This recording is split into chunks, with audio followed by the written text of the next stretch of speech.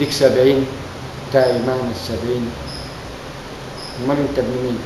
ما احنا من هذا السبع القائم على 70. يبقى ده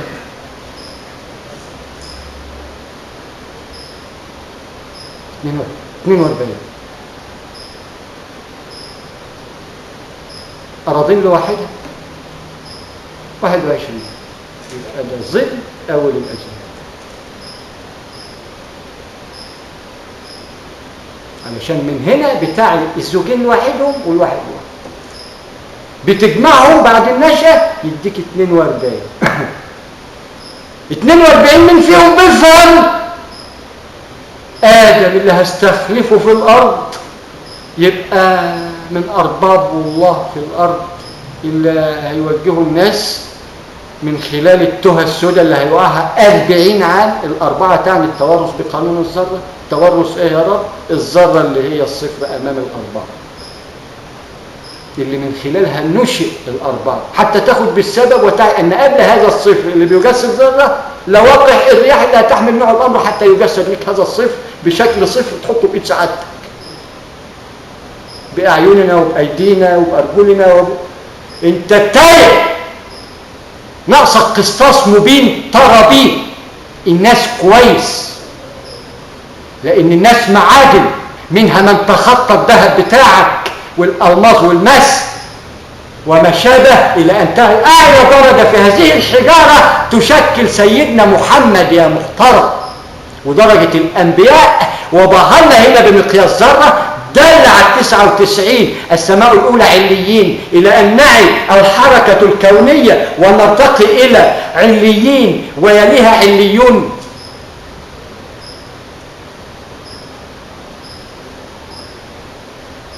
يبقى نرى أن مثلث نواة الذرة لواقح الرياح يعمل بقانون الدافع الذاتي القائم على وضع الديمومة في الأرض. هذا تقدير الله.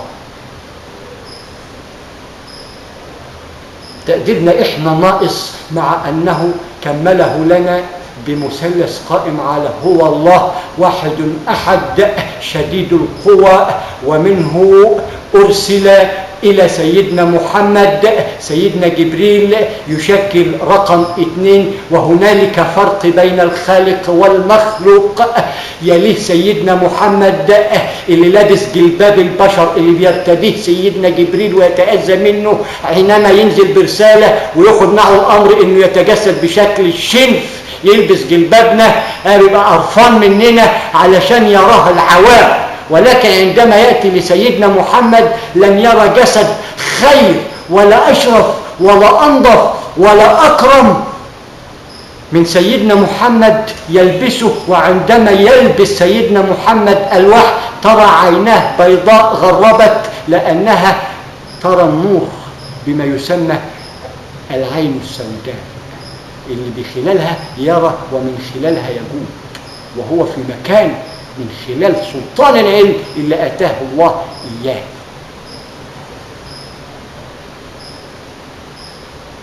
فهذا المثلث يعمل بالديمومة، يأتي من لواقح الرياح تعمل بالدفع الذاتي.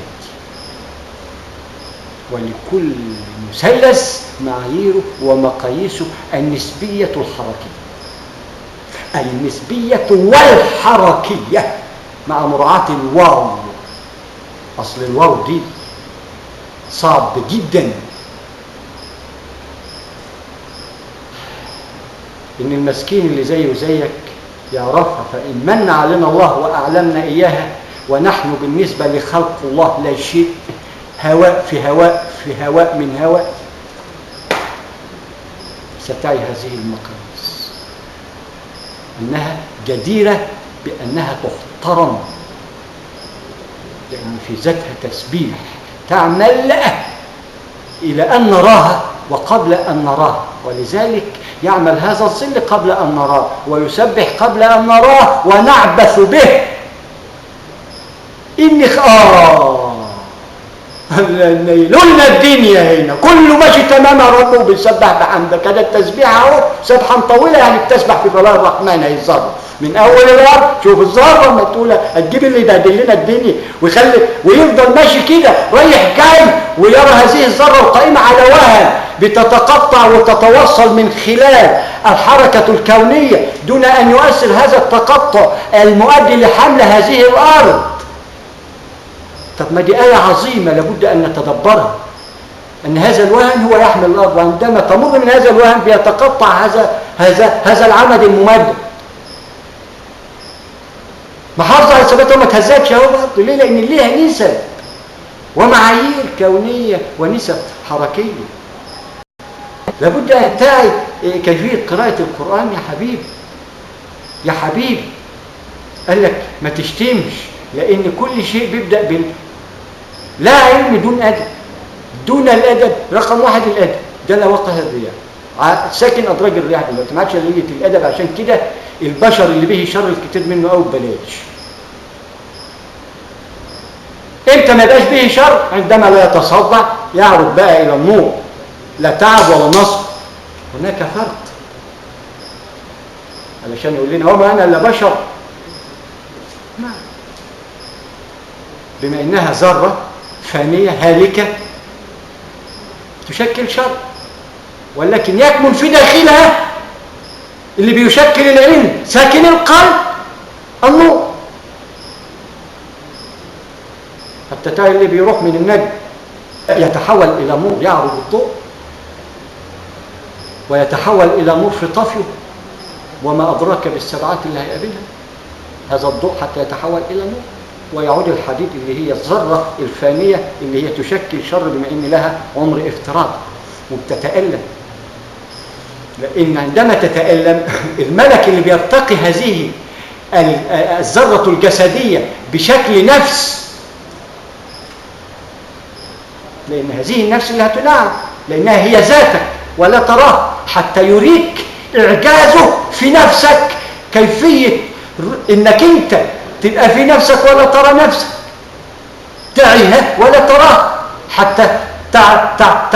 حتى تعتبرها عبرة ومقياس لرب العرش العظيم، إنك تعي أنه موجود ولا تراه. فعندما ترى نفسك ستعي أن هذه النفس هي الأمارة لهذا الجسد، وهي التي ستنعم. والروح تعرض إلى الله لأنها تشكل العمل. روح الذهاب والإياب. الذهاب اعمل كذا، الإياب دي بداية حياتك. الإياب ده عمل إيه وإيه اللي وقع، مع العلم إنه يعلم قبل أن يرسلك حتى تعي أنك مرسل ومنبئ بما أرسلت به. إن كان مسبات زي مولانا أبو لهب ما قلنا كلاهما آية، الخير والشر فتنة، كلاهما آية، لأن لهما مقاييس والقسطاس مبين ومعلوم. بس وما أدرك بهذا وذاك، هذا به يربي الصدقات، وذاك قد ما ربيت ما عدتش ال3 جنيه بجنيه.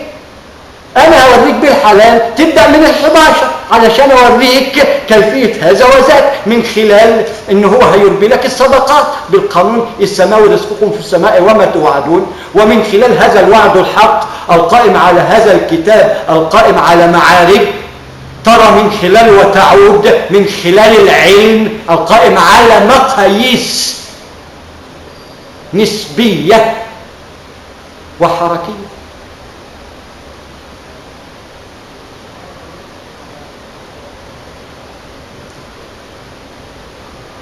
فيا أخي لك هذا المقياس حتى لا تضل بعده أبدا. وأرجو من الله أن يسامحني من يسمع هذا التسجيل معك على ما أقول من ألفاظ لا داعي أن أذكرها، ولكنك استفزت وزعلتني خالص، عشان أنت فلاح معرفش يفلح. عشان كده شفت ال4، لكن الخامس عشان ترى نواة المناسك لا، مستخبي في مقارب. تقوى الله وعد إلى الله. عندما تعود إلى الله سوف ترى أدراج الرياح وتنقي منها درج يتواكب مع ملك حتى يا أخي ده أنت هتتعامل مع الله مباشر حتى تحدد هذا الملك من خلال الذرة اللي هيشكلها لك مقياس ودلة عن 99 قال لك فوق دخلت الجنة يبقى دخلت أول سماء. النسبة المئوية اللي ذكرناها عشان تفتكر المقاييس كويس.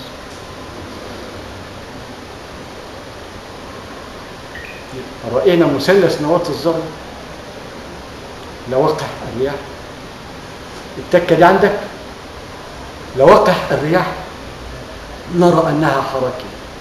من هذه اللواقح بناء على الإرسال كن أنجبت الذرة المجسمة اللي هتتهيأ لنا علشان ربنا ياخد منها جزء يطلع منه نواة العشر المباركة 8 أنعام والذكر والأنثى.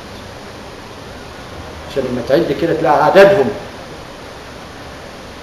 42 سمائهم بأراضينهم، والذكر والأنثى اللي وضع فيهم العقل اللي هيدبر ويفكر ويكون قسطاس الله في الأرض وخليفة. يبقى ده ال 44 تتذكر أما 44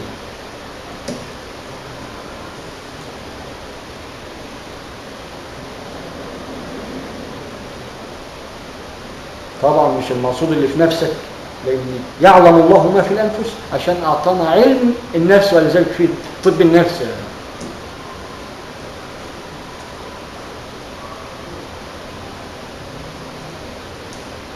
منها لواقح الرياح المسمى بمثلث نواة الذرة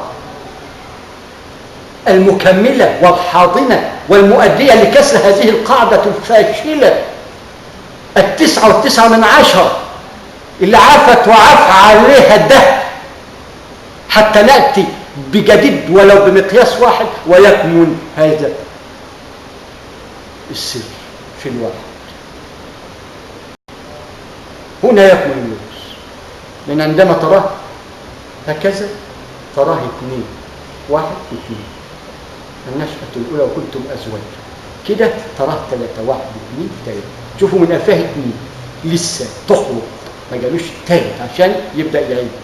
أصل هيعد إزاي لسه ما جالوش الأمر عشان تتكون الأرض ويتخذ منها جزء، لأن هذا الطفل طلع منه البعض والناموس والديناصور وكله بيسبح وبيشكر إلى أن نأتي يقوم يشلنا مش شللك البعيد القائم على لا فكر، يقوم ياخد أي بمعنى الرفع يرفع ما يسمى، لأن كل شيء في السماوات له هنا مقاييس بمقياس ذرة، فرفع ما يسمى بالديناصورات. لأنك تعي يا صاحب العلم، ما أنا قلت لك صاحب العلم ما ينفعش يبقى رئيس، أصل هو يشكل النواة. الرئيس يشكل العين العنصر اللي ترى هذه النواة إن بها خير للأمة ويقول للشعوب، يبقى هذا النواه العالم الحاكم العنصر اللي هيرى هذا ويكون أمين عليه للشعوب، يبقى ده النواه العلم العنصر الحاكم الشعوب الشعوب. هذا المثلث يبقى امشوا عليه وروح لحبايبك وقول لهم فهمهم الكلام ده، اصلهم ساقوا العبط على اللبط وساقوا الهبل في الجبل. فيا أهل مصر من خلال هذا الشخص أناشدكم أنكم أهل الأرض وأهل الخير، ومنكم تعنصر بقانون القبلة الأولى مصر، وتعنصر رقم 2 أولى القبلتين، واكتمل بالمثلث رقم 3 ببكة فلنولينك قبلة ترضاها. يا رب يعني القبلة الأولى مصر اللي بيها القرآن، المثلث قبل الثالث نجوم مفتاح، والفيوم اللي هي ال1000 عام وسميناها ال1000 يوم، تسمى ال1000 يوم سميناها الفيوم ودلتناها. كما دلجنا وسمينا حاجات كتير قوي قوي قوي قوي خطأ، ولما مشيت علينا قال لك ده دول تماما معلم على